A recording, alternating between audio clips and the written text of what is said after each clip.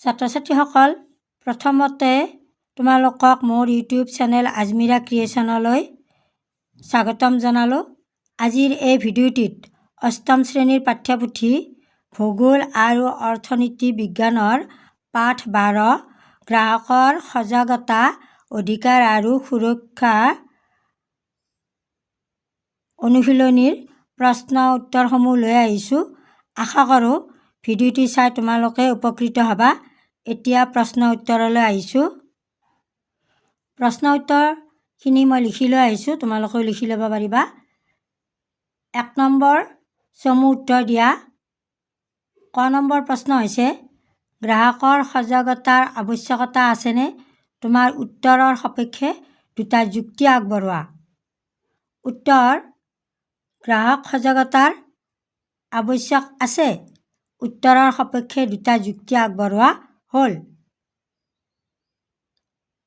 1 number যুক্তি হ'ল, গ্ৰাহক সজাগ আৰু সচেতন নহ'লে বিক্ৰেতাসকলে গ্ৰাহকসকলক শোষণ আৰু প্ৰবঞ্চনা কৰিব পাৰে। 2 নম্বৰত লিখিবা, অসাধু বিক্ৰেতাৰ দ্বাৰা প্ৰতাৰিত হৈ ম্যাদ উকলি যোৱা ঔষধ বা অন্য সামগ্ৰী ক্ৰয় কৰিলে গ্ৰাহকৰ স্বাস্থ্যৰ অৱনতি হ'ব পাৰে। 6 নম্বৰ প্ৰশ্ন আছে, গ্ৰাহকক শোষণ কৰাৰ কৌশলসমূহ কি কি?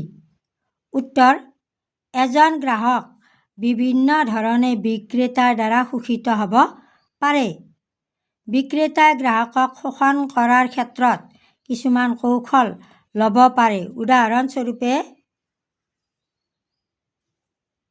1 নম্বৰত লিখিবা, বস্তুৰ ওজন সঠিকভাৱে নকৰা। 2 নম্বৰ, ভেজাল বস্তু বিক্ৰী কৰা। 3 নম্বৰ, বস্তু বা সেৱা উপযুক্ত মানবিশিষ্ট নোহোৱা। 4 নম্বৰ, ক্ৰয় কৰা বস্তু বা সেৱাৰ ৰচিদ নিদিয়া বা অশুদ্ধকৈ দিয়া। 5 নম্বৰ লিখিবা, সামগ্ৰী প্ৰস্তুতকৰণৰ ক্ষেত্ৰত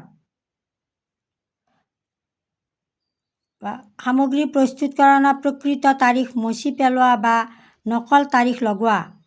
6 নম্বৰ, প্ৰকৃত মূল্যৰ ওপৰত নকল মূল্যৰ লেবেল লগোৱা। 7 নম্বৰ লিখিবা, মানসূচক চিহ্নসমূহ নকল কৰা। 8 নম্বৰ, নামী দামী কোম্পানীৰ দ্বাৰা উৎপাদিত সামগ্ৰীৰ হুবহু নকল কৰা। 9 নম্বৰ, ডাক সেৱা, টেলিফোন বা ইণ্টাৰনেট যোগে অৰ্ডাৰ কৰা বস্তু সময়মতে আদায় নিদিয়া আদি। এই কৌশলসমূহৰ, গ্ৰাহকক শোষণ কৰা কৌশলসমূহ তোমালোকক যদি লিখিব দিয়ে, প্ৰশ্ন কাকতৰ যিমান নম্বৰ থাকে সেই অনুপাতে লিখিবা। যদি 4 নম্বৰ থাকে, গোটেইকেইটা লিখিব নালাগে, 4টা পইণ্ট লিখিলেই হ'ব। অৰ্থাৎ 4 নম্বৰলৈ লিখিলেই হ'ব। মই গোটেইখিনিয়ে দি দিছোঁ, তোমালোকে সেইধৰণে লিখিবা। গ নম্বৰ প্ৰশ্ন, গ্ৰাহক হিচাপে তোমাৰ কৰ্তব্য কি? বজাৰলৈ গৈ বস্তু ক্ৰয় কৰাৰ সময়ত কোনবিলাক কথালৈ মনোযোগ দিয়া উচিত? উত্তৰ: গ্ৰাহক হিচাপে বস্তু বা সেৱা ক্ৰয় কৰাৰ সময়ত সদায় সজাগ আৰু সচেতন হৈ থকাটো আমাৰ কৰ্তব্য। বজাৰলৈ গৈ বস্তু ক্ৰয় কৰাৰ সময়ত গ্ৰাহকে কিছুমান কথালৈ মনোযোগ দিয়া উচিত।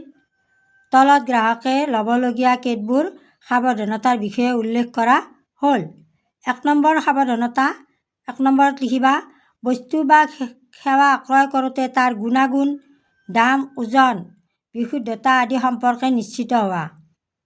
2 নম্বৰ, বস্তুৰ ওজন বা জোখ লওঁতে জোখ-মাখৰ আহিলা যেনে ডগা পল্লা, মিটাৰ, কাঠি আদি সমূহ সঠিক আৰু বিজ্ঞানসন্মত হয়নে নহয় তাক পৰীক্ষা কৰি চোৱা। 3 নম্বৰ, যিকোনো বস্তু কিনাৰ পিছত বস্তুৰ বিৱৰণ, মূল্য লিখা থকা ৰচিদ বিচৰা। 4 নম্বৰতে লিখিবা, বিভিন্ন ক্ষেত্ৰৰ উৎপাদিত সামগ্ৰীসমূহৰ বাবে চৰকাৰে নিৰ্ণয় কৰা মানসূচক চিহ্নসমূহ যেনে Agmark, ISI mark, hallmark, FPO আদি চিহ্ন ক্ৰয় কৰা সামগ্ৰীত আছেনে নাই পৰীক্ষা কৰি চোৱা। 5 নম্বৰতে লিখিবা দীৰ্ঘস্থায়ী সামগ্ৰীৰ ক্ষেত্ৰত বিক্ৰেতাৰ পৰা গেৰাণ্টি বা ৱাৰেণ্টি কাৰ্ড বিচৰা। 6 নম্বৰত লিখিবা তোমালোকে পেকেটযুক্ত বস্তু কিনাৰ ক্ষেত্ৰত উৎপাদনৰ তাৰিখ, ম্যাদ উকলা তাৰিখ, MRP সৰ্বোচ্চ খুচুৰা মূল্য লক্ষ্য কৰা আদি। খ নম্বৰ গ্ৰাহকৰ অধিকাৰ মানে কি? কেইটামান এনে অধিকাৰৰ বিষয়ে চমুকৈ আলোচনা কৰা। উত্তৰ লিখিবা গ্ৰাহকৰ সুৰক্ষা আৰু কল্যাণৰ হকে আমাৰ চৰকাৰে আমাৰ দেশৰ সকলো নাগৰিককে কিছুমান অধিকাৰ প্ৰদান কৰিছে। এই অধিকাৰবোৰকে গ্ৰাহক অধিকাৰ বোলে। গ্ৰাহকসকলে লাভ কৰা অধিকাৰসমূহৰ বিষয়ে তলত চমুকৈ আলোচনা কৰা হ'ল। ক নম্বৰত লিখিবা যিকোনো বস্তু কিনোতে বস্তুৰ মূল্য, ওজন, বিশুদ্ধতা, গুণাগুণ আদি বিচাৰ কৰিব পৰা। খ নম্বৰ গ্ৰাহক সুৰক্ষাৰ বাবে গ্ৰাহক সুৰক্ষা সমিতি গঠন কৰা। গ গ্ৰাহকৰ অভাৱ অভিযোগ আদি গ্ৰাহক সুৰক্ষা সমিতি বা গ্ৰাহক আদালতত দাখিল কৰা। খ প্ৰয়োজন সাপেক্ষে গ্ৰাহক সুৰক্ষা আইনৰ সহায় লোৱা। ঙ প্ৰতাৰণা কৰা বিক্ৰেতাৰ বিৰুদ্ধে শাস্তিমূলক ব্যৱস্থাৰ দাবী কৰা। প্ৰথম চ লিখিবা গ্ৰাহক শিক্ষা লাভ কৰাৰ অধিকাৰ আদি। তাৰপিছত ঙ নম্বৰ প্ৰশ্ন আছে, তোমালোকে এইটো লিখিবা, মই দিছোঁ লিখি। ঙ নম্বৰত আছে চৰকাৰে গ্ৰাহকৰ সুৰক্ষাৰ বাবে গ্ৰহণ কৰা পদক্ষেপসমূহৰ বিষয়ে চমুকৈ আলোচনা কৰা। উত্তৰ জনসাধাৰণৰ কল্যাণৰ বাবে চৰকাৰে গ্ৰাহকৰ সুৰক্ষাৰ দিশটো গুৰুত্ব সহকাৰে লৈছে। গ্ৰাহকৰ কল্যাণ আৰু সুৰক্ষাৰ হকে আমাৰ চৰকাৰে কিছুমান অধিকাৰ প্ৰদান কৰাৰ লগতে আইনী ব্যৱস্থাও গ্ৰহণ কৰিছে। তলত চৰকাৰে গ্ৰহণ কৰা পদক্ষেপসমূহৰ বিষয়ে চমুকৈ আলোচনা কৰা হ'ল। 2019 চনৰ আগষ্ট মাহৰ 9 তাৰিখৰ পৰা ভাৰতত গ্ৰাহক সুৰক্ষা 2019 প্ৰৱৰ্তিত হয়। এই আইনে গ্ৰাহকৰ বিভিন্ন প্ৰকাৰৰ ওজৰ আপত্তি সঠিক সময়ত আৰু সঠিক ধৰণে নিষ্পত্তিকৰণৰ ব্যৱস্থা কৰি বিভিন্ন ক্ষেত্ৰত গ্ৰাহকক সুৰক্ষা প্ৰদান কৰিব। গ্ৰাহক সুৰক্ষা আইনৰ অধীনত গ্ৰাহকক তেওঁলোকৰ অধিকাৰ প্ৰদানৰ হকে আৰু বিভিন্ন প্ৰতাৰণাৰ বিৰুদ্ধে ব্যৱস্থা গ্ৰহণৰ বাবে চৰকাৰে কেন্দ্ৰীয় গ্ৰাহক সুৰক্ষা কৰ্তৃপক্ষ স্থাপন কৰে। উক্ত কেন্দ্ৰীয় কৰ্তৃপক্ষই কোনো সামগ্ৰী বা সেৱাৰ ভুৱা বিজ্ঞাপন প্ৰচাৰ কৰোঁতাৰ বিৰুদ্ধে 10 লাখ টকা পৰ্যন্ত জৰিমনা আৰু অন্যান্য বিহিত ব্যৱস্থা গ্ৰহণ কৰে। গ্ৰাহকৰ অধিকাৰৰ সুৰক্ষা আৰু বিবাদ নিষ্পত্তিকৰণৰ বাবে সঠিক সময়ত বিহিত ব্যৱস্থা গ্ৰহণৰ উদ্দেশ্যে এই আইনৰ জৰিয়তে ৰাষ্ট্ৰীয়, ৰাজ্যিক, জিলা পৰ্যায়ত গ্ৰাহক বিবাদ নিষ্পত্তিকৰণৰ আয়োগ গঠন কৰা হয়।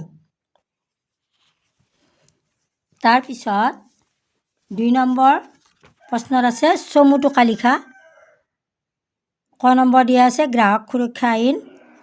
ইয়াতে মই তোমালোকক কিতাপৰ পৰাই উলিয়াই দেখুৱাম, তোমালোকে সেইমতে লিখিবা, মই লিখি নিদিওঁ।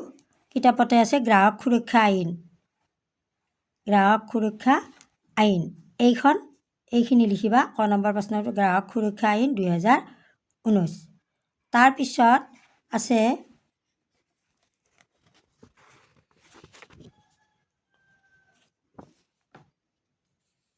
গ্ৰাহক সজাগতা। গ্ৰাহক সজাগতাৰ চমু টকাটো ইয়াৰ পৰা লিখিলে হ'ব। গ্ৰাহক হিচাপে আমি কেনেকৈ সজাগ হ'ব লাগে এইখিনি লিখিলে হ'ব। তোমালোকে তেনেকৈ চাই পেলাই লিখি ল'বা।